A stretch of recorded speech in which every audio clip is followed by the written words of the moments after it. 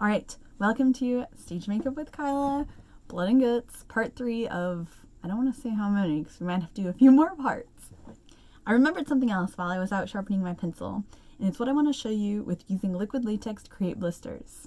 So, on this field of my cheek, no, this one, where I've already put a base color, I'm going to set with translucent powder.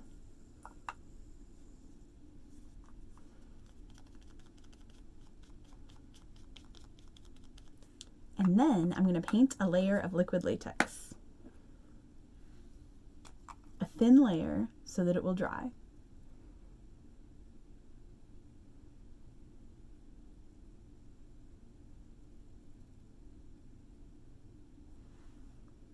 Cool. While that's drying, I'm going to show you why I sharpened this red pencil. I got a nice sharp fresh edge on it, and I'm going to line the inside water line of my eyes. It's going to make my eyes look bloodshot. You could experiment with using the red cream color for this as well.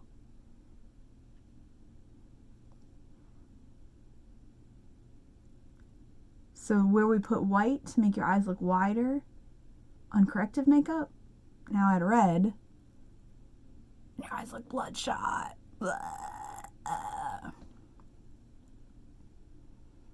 Cool. On this cheek, I'm going to show you other scar techniques. I have a scar on my hand beneath the stamp that hasn't completely washed off, but on my fair skin, it looks pink on the edges and white on the inside. I've also got scars on my knuckles here. You can kind of see there's white spots. The story behind these scars is the lazy river at Typhoon Lagoon, swimming underwater and scraping my knuckles on the bottom of the lazy river. The story behind this scar is painting sets at Texas Shakespeare Festival and accidentally dragging my hand across a nail coming out of a set. I was fine. The point being, sometimes the scar is red and pink. So you can create that with a pencil. Maybe I have a scar right here that's pink or red. First of all, I just use the pencil to draw red. Then I'm going to use the cream color white just on top of it. Many, many different ways to model a scar.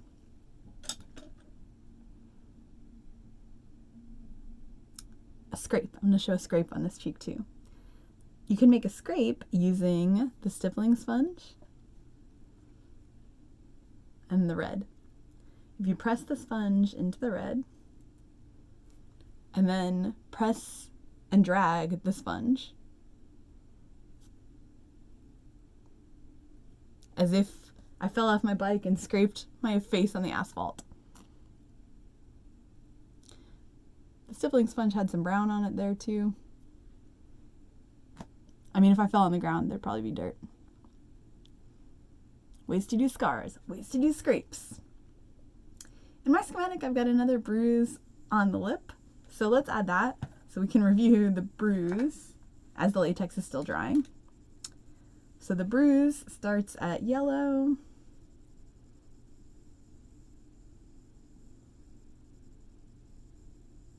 then red, then purple. Oh yeah. I've had students in class experiment with creating a split lip, which can look really gross. You're welcome to experiment with that. Yeah, that looks like a gross lip bruise. Sufficient.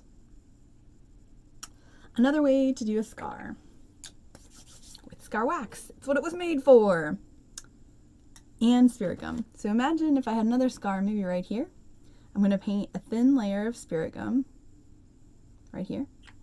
I'm going to use the butter knife and the wax to get a small piece of wax and then work with it like Play-Doh, like making a Play-Doh snake between my fingers.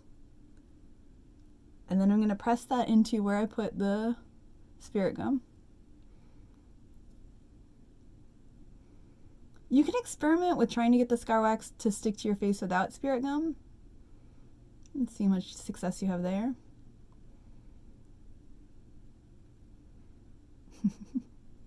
Or the spirit gum can dry, or you can forget where you put it.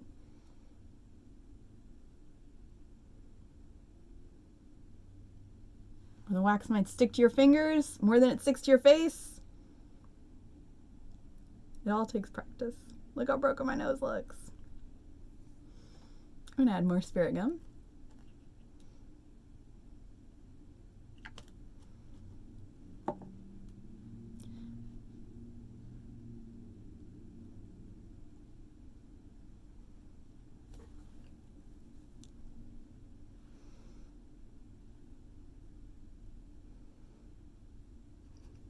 Stay in place.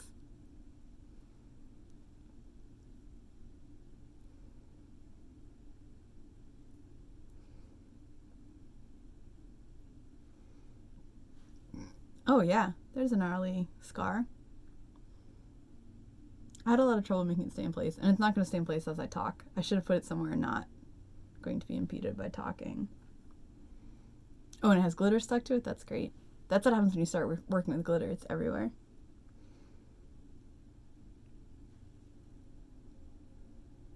Yeah.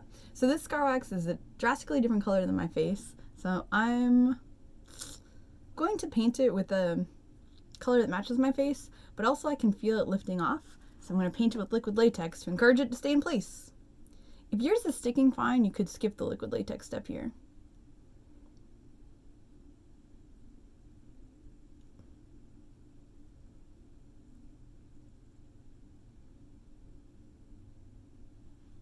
All right, that'll be a gnarly scar, and it'll be great. The latex here is dry, so I'm going to dust a layer of translucent powder and paint another layer of liquid latex.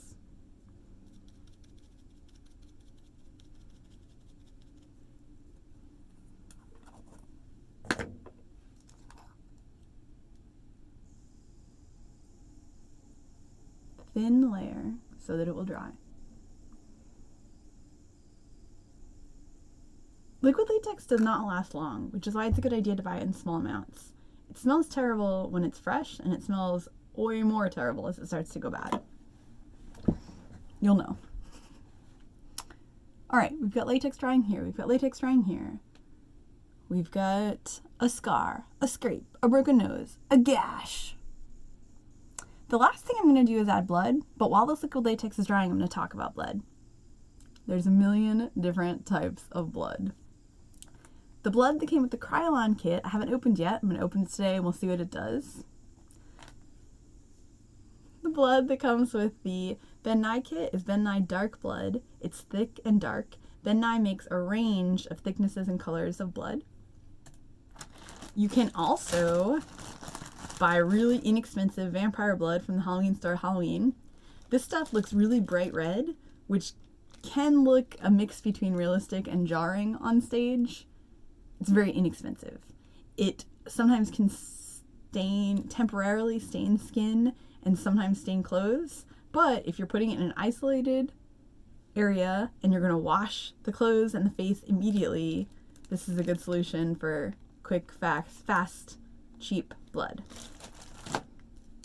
Where's my other blood bag? Here. Some of them have opened up and it's kind of gross. Another option for blood is food coloring. Food coloring can definitely look like blood. I guess I'm going to talk through all of them and then start opening them up.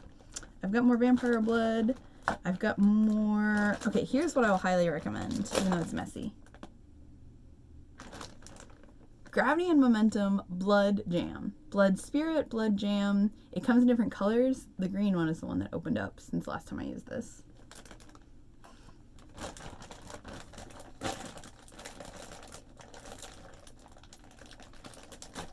Oh, gross. All right, let's just open this and see what we got. You can order this online. It's a little bit expensive. Comes in different consistencies and colors. And it looks really, really gross and really, really realistic. At the Texas Shakespeare Festival a couple years ago, when we did Henry V, and there was an epic fight scene where they were fighting. For one blood effect, we filled a plastic bag with this blood jam, put it into a glove. The costume designer was clever in having the characters wear fingerless gloves. And then there's a moment in the staging where he gets hit in the head and he grabs his head and smushes the blood pack that was in his hand onto his head. And then it's blood everywhere. The blood jam from Gravity and Momentum is super washable. That's why it's great to use for theater. Washes out a lot of things. You know what? Looking at the color of these, I think that they change color over time. I've had these for a bit. They're not the freshest. So I think I've learned to use fresh blood. There's also a million recipes for how to make your own blood. You can use Caro syrup and food coloring mixed. You can mix peanut butter in to make it look like chunky blood, but make sure your actor doesn't have a peanut allergy. You could use food coloring and laundry detergent as long as it's for something that's just going to be far away from the actor's mouth, because you don't want laundry detergent in their mouth. There's tons of edible bloods. The Ben Nye stage blood is mint flavored, which is fun. Food coloring is obviously edible. The vampire blood they sell at the Halloween stores for kids to use for Halloween, so it's non-toxic. This second layer of liquid latex over here is dry, so I'm going to add another layer of translucent powder and a third layer of liquid latex.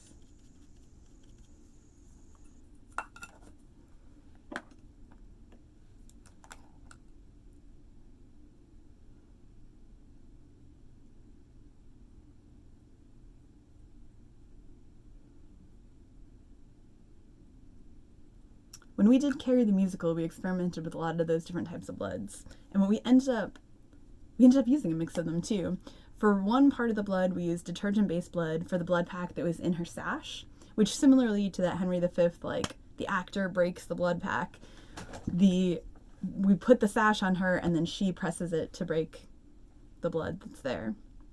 We also soaked sponges with edible non-toxic fake blood, wrapped them in tinfoil, poked the tinfoil with a pencil, glued those packets to the inside of her tiara, and then when they placed the tiara on her, at the moment when she's supposed to be covered in blood, she presses the tiara onto her head, releasing the blood down her face.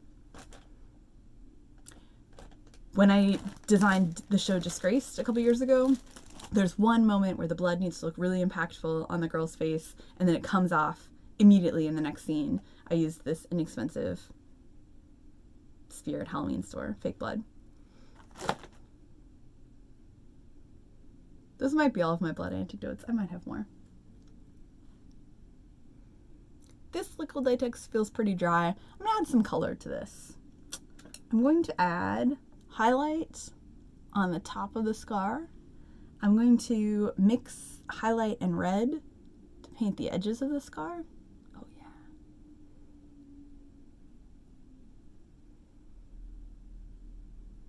Maybe mixing some more highlight on there.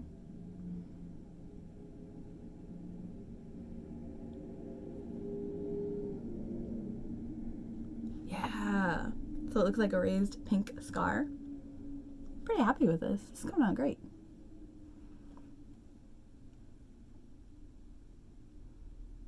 Blood last. I did my talk about blood. We're gonna add blood at the very end. Just think about, what's the script call for? Have they been bleeding for a while? Has it started to congeal? Have they been freshly slashed? Is it, yeah.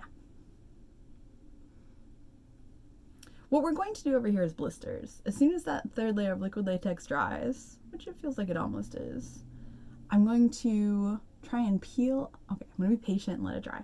Then I'm gonna peel up the center of it and peel off parts of it, which will look like peeling skin. And if I can, peel it up so that it creates a bubble that'll look just like a blister. And then I'm gonna paint that with yellow and pink. And pink is a mix of red and white or red and highlight.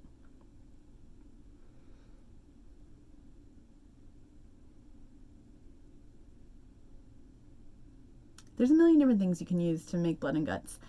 I went to a workshop at the Southeastern Theater Conference convention a couple weeks ago about blood and guts, and he talked about using oatmeal to make things look like chunky guts of blood.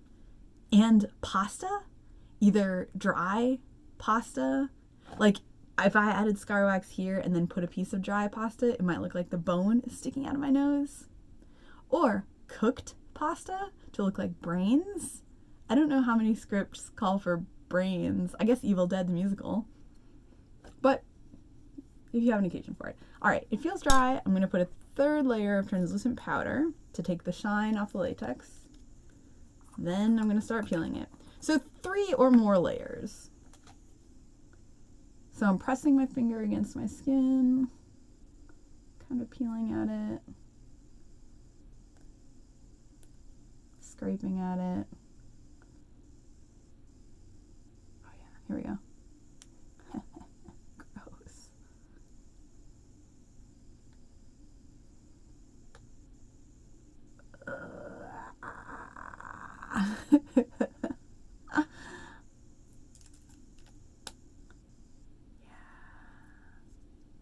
Kind of want that to look a little bit more ripped, torn.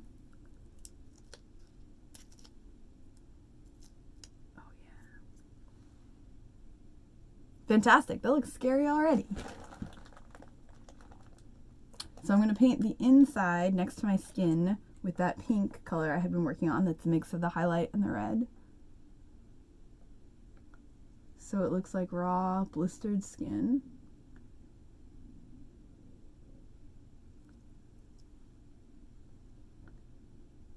I'm going to use the yellow to paint the outside of this blister so it looks juicy and pussy.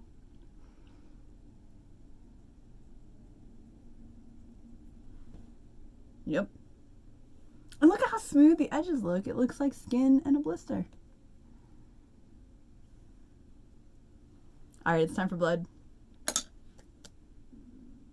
I'm going to show you a little bit of the food coloring on my hand. Yeah, looks bloody. Looks red. I'm going to use the Spirit Halloween vampire blood on my hand as well.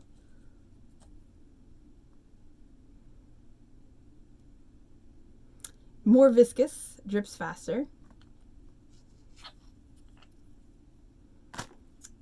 I'm going to use one of my cheap paintbrushes, as those bloods are dripping, into the Gravity and Momentum blood jam.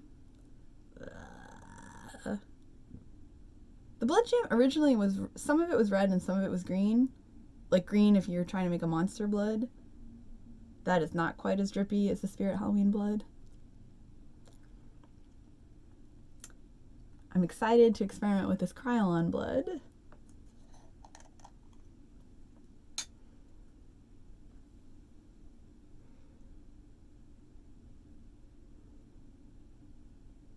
It dripped really fast. And it's mixing in with the other blood. Super drippy. Pretty dark. Really, really drippy. Don't be afraid to, as it drips on your face, maybe smear it. Like, I mean, if you were bleeding, you would probably, oh, I'm bleeding. That is really bright red. The Krylon one. But not super thick. But really, really red. I might mix that in with what I'm about to do on the gash. But I'm going to lead with the Ben Nye blood because I know how this behaves. I'm going to use one of my acrylic paintbrushes. You could also use a cotton ball. It's pretty thick. I want it to look like it's coming out of the wound, so I'm going to tilt my chin back and fill the wound with it. It's okay if it gets in your eye. It'll wash out. It's gotten in my eye a bunch. It's okay if it gets in your mouth. It's edible. It tastes like mint.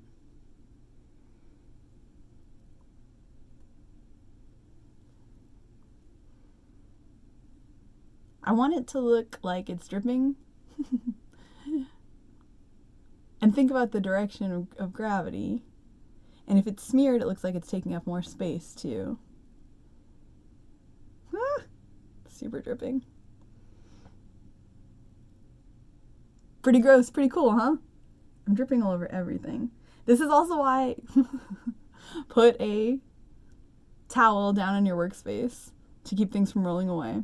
Maybe there's blood coming out of my mouth connected to that bruise.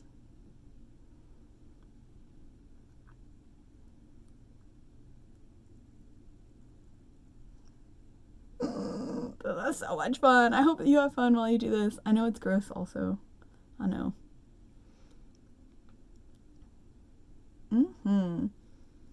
So I think more is more.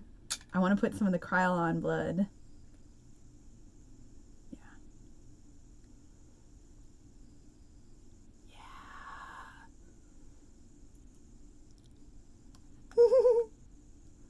Is this edible as well? I'm gonna read the instructions. Highly versatile, easily remove a sip in water. Oh, keep away from eyes. Okay, well, I'll wash this off in a second after I take some pictures. There you have it. Blood and guts, guts and blood, tip of the iceberg. There's tons more things you do with guts and blood. I showed you blister, I showed you some different bloods, I showed you how to model a gash, a black eye, a broken nose. It feels weird to have blood dripping on your face. A scrape, scar different ways, multiple different types of blood. This, I think the places where my skin is turning pinkish, that's the really cheap Spirit Halloween blood. It starts to look just really pink. Okay, have fun, stage makeup. This is my favorite of all the stage makeups. I hope that you have fun with it. I wanted to wipe the blood off my fingers before I press pause.